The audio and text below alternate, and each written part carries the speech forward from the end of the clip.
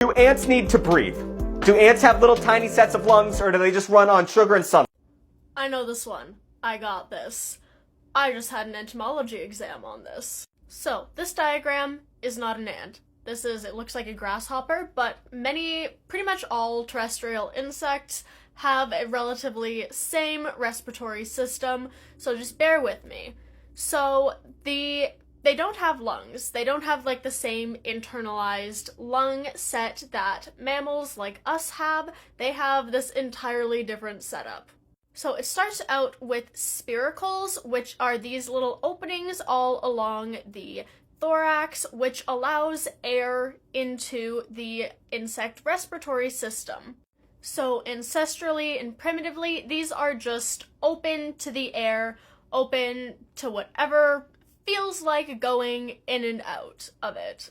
So these spiracles lead to an atrium, which is protected by a filter to kind of stop all the dust and particles and junk getting from the outside into the respiratory system.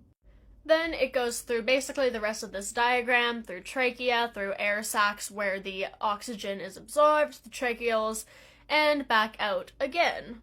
Now, the mechanism of air absorption, instead of doing active inhaling and exhaling, like I am doing right now and you watching this video are doing right now, the oxygen is absorbed through passive diffusion. So instead of actually going breathe in, breathe out, the air just enters the spiracles, goes through the filter to get all the junk out, and then diffuses through the air sacs and tracheals and all of that.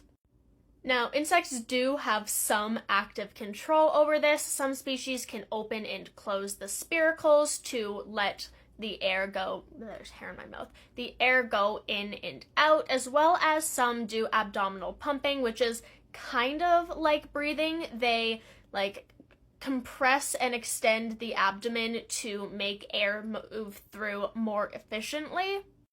Now, I can't add a green screen video to a already stitch, but if you go and Google specifically wasps breathing, you can see the abdomen kind of going in and out like that. They're doing some active pumping there.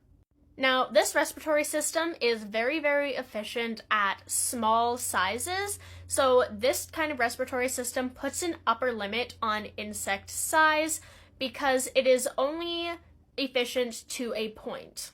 If you get insects any bigger than they exist right now, then they would not be able to get enough oxygen pumped throughout the body to be able to power a larger body size. So the insect size that we have now is the upper limit to what we can get now. And I have spoken on this before about the primitive, ancestral, ancient insects that got really fucking big.